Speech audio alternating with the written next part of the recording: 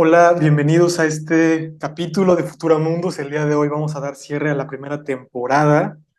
Ha sido un gusto explorar estos tres libros al lado de ti, Francis, y también de Alexis. Le mandamos un saludo y Gracias. pues, cuéntanos qué tal, cómo está el clima por allá, cómo andas. Bien, bien, todo a gusto acá.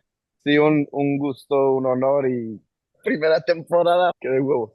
Sí, me gusta, me gusta. Aquí ahora sigo acá en Bali, ahora estoy en otra, como por el noroeste. Estuvimos hablando hace rato para los que nos están escuchando con nuestro cuate Alexis y todavía tiene ahí unas cosillas que anda arreglando, pero ya estará más en contacto en la próxima temporada, sin duda. Sin duda alguna, y también vamos a mejorarlo, ¿no? O sea, vamos a tener participaciones, se me ocurre por ahí, aunque no estén aquí presentes, pues que nos escriban acerca del tema que estamos hablando. Y son opiniones válidas, son opiniones importantes y son opiniones que pues hace falta ponerlas en la mesa, que yo creo que puede ser algo muy beneficioso para que no solamente pues escuchen nuestras opiniones o lo que nosotros estamos viendo, sino que también interactúen más personas, ya sea invitados o bueno, también como en modo como si fuera una carta. Estaría bueno. Sí, eso estaría bueno. Me late. Sí, han sido interesantes estos libros dentro de esta temporada. He estado disfrutando muchísimo todas estas pláticas. Es algo que me gusta de la semana. Digo, ay, ya martes de Futuro Mundo se acerca y me emociona. Sí, sí, es un buen hábito y ya luego se me olvida leer esa parte. Bueno, no que se me olvide, sino que lo tienes presente. Tengo que leer este capítulo y pues son Sí, cosas sencillas, o sea, a tal grado de que ese mismo día lo estudias y retomas el tema y la práctica hace el maestro y la constancia hace la fortaleza. También se vienen sí. nuevos retos de conocimiento y también prácticos. Y pues bueno, estábamos hablando hace un momento de los valores, del honor, de la importancia de la solidaridad y del conjunto en la sociedad y de cómo interactuamos y cómo se ha visto corrompido en gran medida. Hay varios filósofos que han tocado este tema con anterioridad, incluso lo ponen así como de que el avance científico o el avance en el arte, hasta incluso en el arte, han de cierta manera cambiado para mal a la sociedad visto desde una perspectiva. O sea, uno de estos filósofos dice, a ver, han habido varias conquistas después del Renacimiento, porque hay países de soldados que se encontraron con países donde solamente encontraron puros poetas y que para ellos fue algo fácil conquistarlos, fácil tomarles sus tierras porque no estaban preparados. Y eso es lo que Ujú. también algunos filósofos demandaban y decían. A ver, si todo el tiempo estás tocando música, si todo el tiempo estás escribiendo poemas o filosofando y no estás ocupándote de las cosas, es una debilidad y Ujú. debilita también a la sociedad. También se fue un poco lejos con la parte científica, pero bueno, el punto aquí era que incluso avances en lo que la gente piensa, así como, oh, sí, ya estamos en la cuarta revolución industrial y ya estamos muy avanzados, veámonos con ojo crítico, ¿no? La mayoría de nosotros como sociedad no estamos listos para una pelea en forma. Nuestra salud mental se ha visto bastante degradada, hay una epidemia de ansiedad, de estrés, y más que nada estamos hablando de que somos en gran medida esclavos de un sistema que nada más como que nos usa para perpetuarlo. Y sí, estamos avanzados en algunas cosas, pero comparemos eso con gente en otras épocas en el campo donde de verdad habían principios, de verdad eran gente sana, no con una expectativa de vida tan alta como nosotros la tenemos, pero vivían mejor. No sé tu opinión acerca de esto, Francis. Sí, bueno, yo siempre creo, bueno, más bien dentro de este tema de en las anteriores sociedades y civilizaciones vivían mejor o no que nosotros, depende mucho de la persona, depende mucho de las situaciones y de los pensamientos. Todas las épocas son la buena época, sin duda. Esa era la buena época, la anterior también era la buena época y esta es la buena época y la próxima también. Depende de la persona y de la manera en la que se cultive a sí mismo, utilizando la razón, que eso siempre te va a guiar a lo mejor, a la lógica de disfrutar la vida, ¿no? Pero dentro de eso, digamos que la población es tanta, hay tantas personas que hay diferentes filosofías de vida que nos llevan a actuar de tal manera, ¿no? En este momento, creo que hay muchas personas muy sanas que se toman la delicadeza de limitarse y de tener una vida bastante sana, gracias a eso, ¿no? A conocerse, conocer sus limitaciones y decir, no, en la comida hasta aquí, ¿me entiendes? O me voy a abstener de estos alimentos, ¿me entiendes? Pero supongo yo que en la antigüedad también lo hacían de esa manera y en el futuro también lo harán. No significa que la mayoría de la población, yo creo que tal vez sí está más influenciada por los vicios y por el no pensamiento crítico y no utilizar la razón. La mayoría, sin dudas, puede ser que no. Sí, esta postura que estaba comentando es de Rousseau, o sea, a menudo llamado el antifilósofo, justamente por eso, porque en su época se contrapuso contra los filósofos de su época que les decían, ah, sí, estamos en París, estamos avanzando muchísimo en ciencia, estamos avanzando, cada vez hay más gente letrada escribiendo poesía, y él dice, a ver, eso no es tan bueno. Conozco gente con mejor calidad, mejores principios, todo eso en el campo que aquí en la capital cultural que era París en ese momento. Pues fue una buena Ujú. crítica en su momento. Y bueno, hablando justamente de los valores en la sociedad, ¿tú cómo ves ahorita pues la situación en cuanto a los valores de pareja, por ejemplo, los valores entre amigos, los valores entre familia? ¿Tú crees que se ha ido mejorando esta situación o crees que también las posturas políticas que a menudo se encuentran en choque en este tema, pues algunas abogan pues, sí, a favor de la familia. Y luego muchos otros dicen, ah, son una bola de conservadores, ahora hay que ser libertarios y una serie de cuestiones ahí en contra pues, de conservar los valores de la familia, por ejemplo. Sí, sí creo que hay bastante oportunidad de opiniones. Hay más opiniones que afectan directamente la manera en la que nosotros vemos lo que es aceptable o no dentro de una sociedad. Creo que tal vez no estamos yendo por el mejor camino específicamente tocando el tema de Hollywood, lo que es Netflix, lo que la mayoría de las personas consumimos en la tele.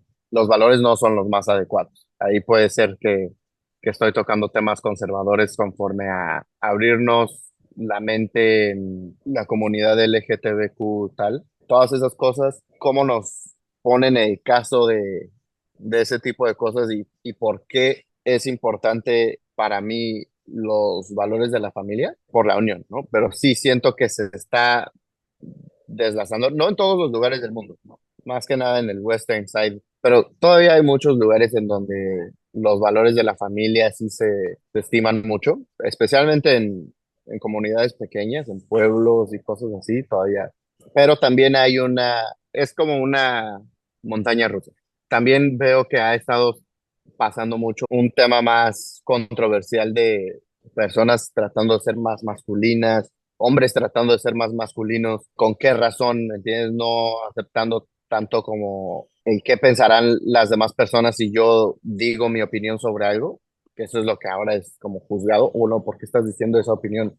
Habrá gente que se pueda molestar si dices eso, cuando eso no es lo importante. Lo importante es que tienes una opinión y esa opinión hay una lógica detrás de eso y esa lógica tú la puedes dar a entender porque crees en algo. Y cuando crees en algo, creo que se va a la raíz de que tú piensas en ese momento o la persona que tiene la opinión de algo cree que esa es la mejor opción, lo más bueno. Entonces de ahí se van desenlazando ciertas otras opiniones, pero tocando el tema de los valores en específico el matrimonio. Bueno, aquí Jordan Peterson, el otro que me leí hace unos días, hace unas semanas, el de las Ujú, 12 reglas para la vida. ujú. Una de esas reglas, la 10ª regla, habla sobre la importancia de mantener el romance en tu matrimonio. ¿Por qué es importante mantener el romance en el matrimonio? ¿Y qué es mantener el romance en el matrimonio? Aunque suene a veces frío, aunque suene a veces estudiado y no romántico, vaya la redundancia, porque en realidad quieres mantener, lo tienes que hacer calculado, ¿me entiendes? Tienes que poner tus citas para hacer ciertas cosas, ¿no? Los lunes y los miércoles vamos a ir de tal, ¿no? Mantener el romance, ¿por qué? Porque es importante en un matrimonio, porque es la persona con la que vas a dedicar tu vida más tiempo. Pero la cosa aquí es, ahí ya tan siquiera estamos hablando del matrimonio. llegando a esta escena, dice esas las cosas que van a pasar, pero teniendo en cuenta lo que está pasando en el mundo, sí, el matrimonio no es lo más común ahora. Y eso ya dice mucho de nuestra sociedad actual. Porque, ¿qué es el matrimonio? Es un compromiso y un acuerdo, ¿entiendes? Que eso significa que en las buenas y en las malas, siempre y cuando lo que comentábamos hace unos minutos que no lo grabamos, pero lo que estábamos, nuestra conversación anterior de esto, el, el hecho de que me pareció bastante fascinante lo que dijiste, muy bien, muy bien puesto, no lo había escuchado así. Los noviazgos eh, parece que no los estamos practicando para el matrimonio, sino para el divorcio. ¿Me entiendes? Claro, bien dicho en este momento de nuestra sociedad, ¿me entiendes? Porque es como si estuviéramos esperando algo mejor, ¿no? Estamos en el mientras, en lo que llega algo mejor, pues voy a estar en esta relación, ¿no? Cuando totalmente a eso no se va, ¿me entiendes? Se va a algo serio.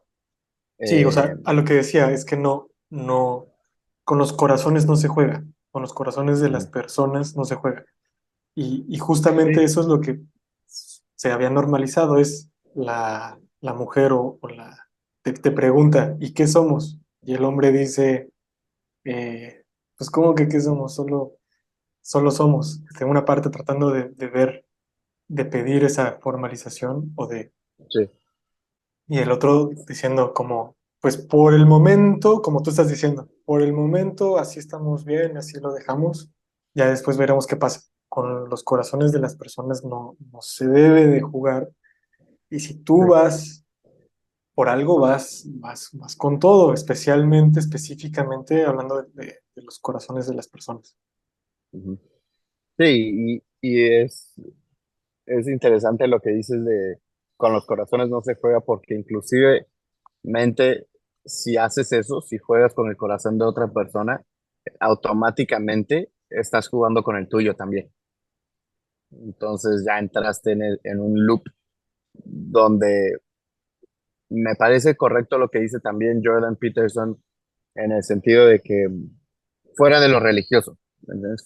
Quitando de lado lo religioso, de la religión en el matrimonio, ¿por qué el matrimonio es una cosa esencial e importante en nuestra sociedad y en nuestra civilización? Para mí, que comparto eso con Jordan Peterson, es que nosotros vamos creciendo, nos estamos haciendo, individualmente nos estamos haciendo más viejos y siempre es mejor hacerte viejo con una pareja, ¿me entiendes? Con un equipo, con alguien que va a estar ahí cuando tú lo necesites y de la misma manera tú estar ahí cuando la otra persona lo necesite, porque eso va a pasar. Y él habla de eso, ¿no? Qué bien se siente saber que alguien va a estar ahí para ti cuando tú lo hagas mal y diga, bueno, va, ¿me entiendes? Pero de la otra manera también, ¿me entiendes? Tener ese contrato, ese compromiso de decir, va, nosotros hacemos esto de esta manera y que se cumpla de esa manera, ¿me entiendes? Aunque las cosas vayan mal, tal, me gusta eso de hasta que la muerte nos separe. Esa cosa tan radical de decir, eh, sí, va a ser muy difícil que nos separemos, ¿me entiendes? Porque si no, siempre va a haber esa puerta en la mente del escape de decir, ah, bueno, pero si pasa alguna cosita, bueno, pues me divorcio y tal, ¿me entiendes? No creo que, porque de todas formas todos somos personas y la próxima relación va a ser igual, llegando a un punto, ¿me entiendes? Sí. Más que nada porque tiene que ver con tu persona y la madurez que tengas tú o la inmadurez en el punto en el que estés de llevarte a ti mismo en sociedad y compartiendo en una relación, ¿entiendes? Sí, y eso es a lo que íbamos de los principios, de justamente tener tus principios bien claros como sociedad y cómo, pues sinceramente yo pienso que se han ido desvirtuando específicamente en Occidente con diversos ataques también culturales que ahora se quiere normalizar esta parte de sexual activa desde temprana edad, o sea, siendo que eso es algo que también no es para jugar, ¿no? O sea, vean Tantra y principalmente fuera del poder o de la energía que pudieras tener o generar o canalizar con estas prácticas es sagrado. Se considera para muchas culturas sagrado. O sea, no es un juego, no es con cualquier persona.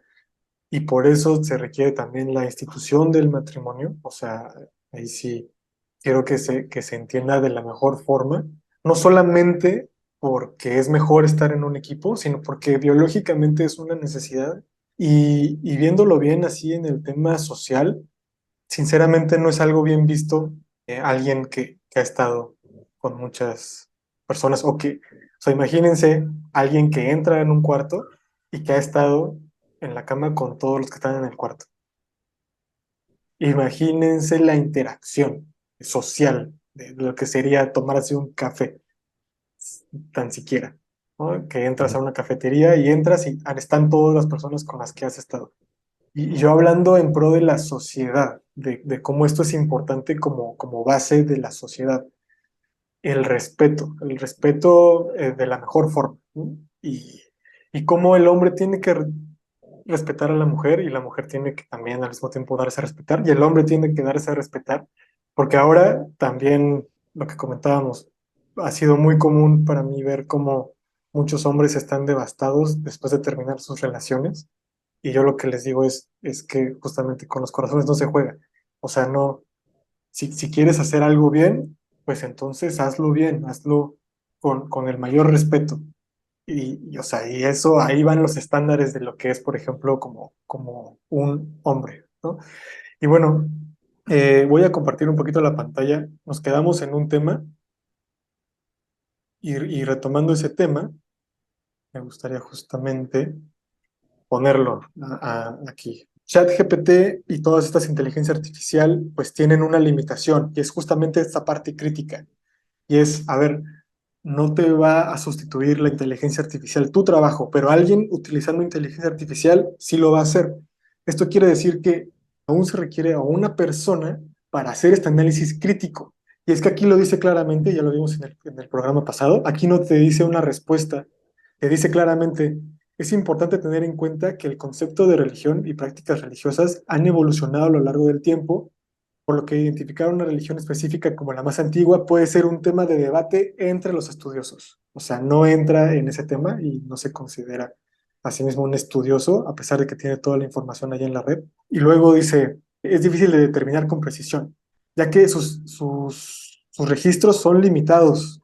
O sea, está hablando de tiempos ancestrales también. De esto va el tema del libro que estábamos tocando. Y es que, punto número uno, eso, la limitación de ChatGPT. Y al mismo tiempo, se considera que también la Biblia como libro ahorita, hoy en día, tiene sus mismas limitaciones por esto mismo que ya lo habíamos tocado anteriormente, que es que una versión de las más fieles, de las que más se leen últimamente, es esta de Reina Valera. Se hizo en el año 1960. Y también esto te lo comentaba Francis, porque no nos tomemos tan en serio la palabra. Aquí dice, por ejemplo, y tuvimos ahí un tema, que Dios, este todopoderoso, pues es celoso, ¿no? Se pone como celoso. Y es que aquí nos estamos metiendo en un tema que no, pues no lo merece, no lo amerita, porque esa no es la palabra. O sea, sí la pusieron ellos, pero esa no es la palabra. Y lo voy a ejemplificar con las creencias musulmanas de cómo entonces podría ser una mejor palabra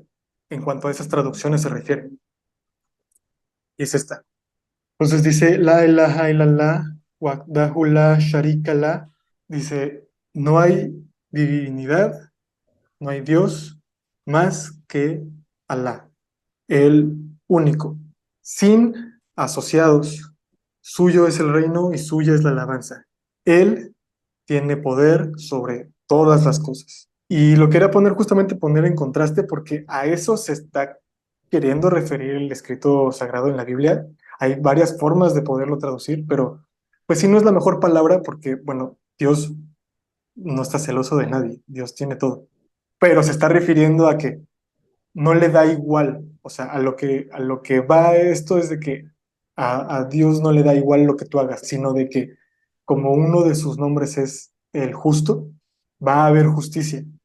Y por eso te ponía los ejemplos pasados, Francis, de cómo Sí. Pues, en varias circunstancias, una u otra, si tú no reconoces el esfuerzo de tu padre, no estás siendo justo con tu padre, por ejemplo. Y eso no le da igual a la divinidad. O sea, viéndolo incluso en el tema como de karma, si lo quieres ver así. Si tú no haces bien esas cosas, se te va a regresar de una u otra forma. Probablemente la palabra que estábamos discutiendo, diferentes palabras, no son la traducción más, o sea, hay varias traducciones, ¿no? Hay varias formas de traducir un texto. Y estamos hablando de un libro que se escribió en 1900, bueno, que se reescribió en 1960, comparado con los 2000 años que debe de tener. Sí. Y cómo pues esto se puede prestar a mal traducciones y mal cosas, por eso es importante irse al latín, y luego incluso en el latín, eso también es una Ujú. traducción, ¿no? Entonces, y la postura, básicamente. La postura del musulmán de la Biblia es, se reconoce a la Biblia como texto sagrado, pero la revelación como fue.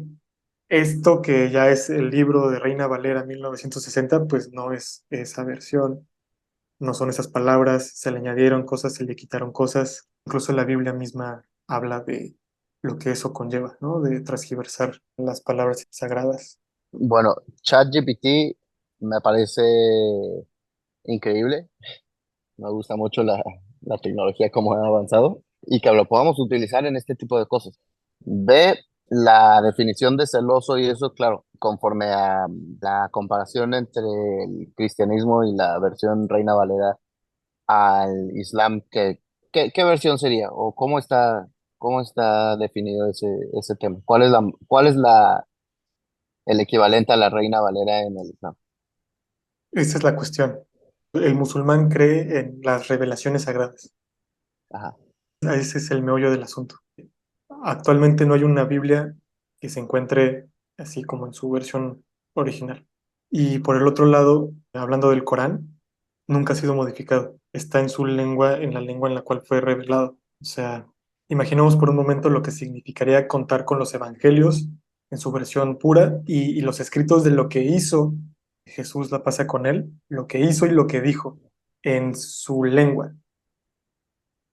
Por eso sí se toma en cuenta todos los textos sagrados, los salmos que fueron revelados a Salomón, la pasa con él, los evangelios que fueron revelados a Jesús, la pasa con él, bueno, los 10 mandamientos o bueno, la Torá que fue revelada a Moisés, la pasa con él, y el Corán que fue revelado a Mohammed, la pasa con él. La cuestión aquí es de que no se cuenta con la versión original de ninguno de ellos más que del Corán. Esa sí, nunca ha sido modificada. ¿O sí? Cuéntame un poco más de eso, qué interesante el tema. Es a lo que quería llegar también con la conclusión bueno, de este libro. Y en cuanto a la pregunta que tú habías hecho, ¿no? Que te había hecho el taxista ahí, de, oye, ¿cuál es la religión más antigua? Y aquí dice sobre los estudiosos, ¿no? Y yo estoy en un nivel, si acaso, de estudioso en el nivel mínimo, pero bueno, puedo hablar un poquito de lo que los estudiosos de verdad han hecho conforme a esto. Y es que de eso se trata este libro, Francis. Este libro se trata justamente de poner en comparación, a ver, Jesús, la pasé con él, ¿era cristiano o era musulmán?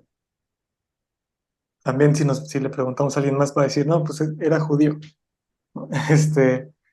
Pero la cuestión aquí es, también está diciendo a los cristianos, ¿eres un cristiano como seguidor de Cristo o más bien eres otra cosa? Eres tal vez un seguidor de Pablo, porque como cristiano deberías de seguir lo que hizo Cristo y lo que hizo Cristo no se ve en el cristianismo, se ve en los musulmanes y se ve aquí, por ejemplo, con esta parte. Punto número 15 hablando de milagros, y dice aquí cómo Jesús la pasa con él, no es que haya hecho estas cosas magníficas por su poder, porque él quiso hacerlas, sino porque son milagros que se le son otorgados ese poder a los mensajeros y profetas para evidenciar que son mensajeros y profetas y no es cuando ellos quieran.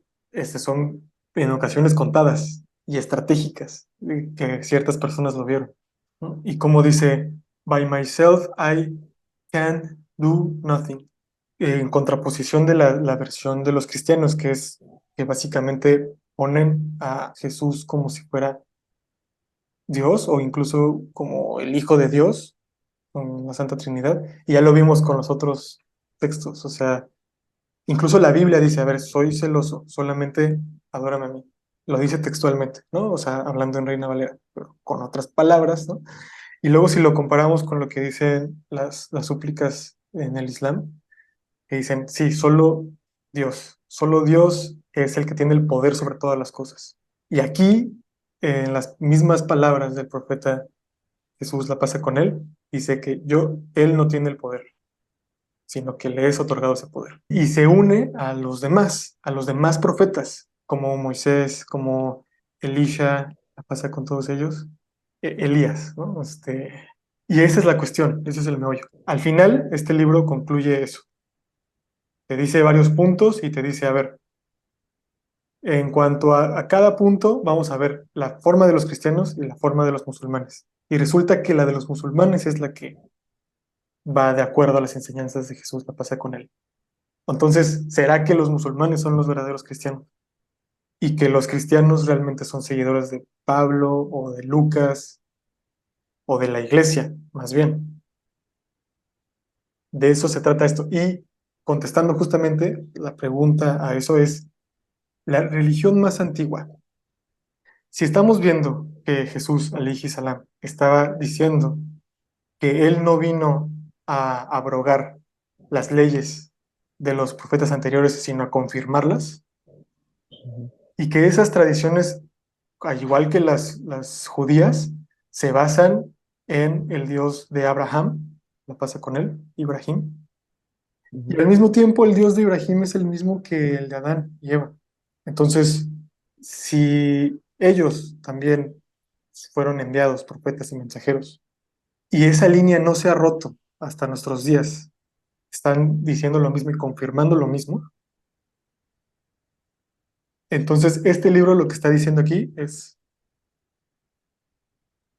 y vámonos al final, toca el tema de las mujeres con velo, de lavarse el cuerpo, de la pureza, sobre la poligamia inclusive, y en cada tema que toca, saca la conclusión de que más bien Jesús seguía los principios musulmanes, bajo la cuestión de que ser musulmán significa seguir la voluntad de Dios, básicamente.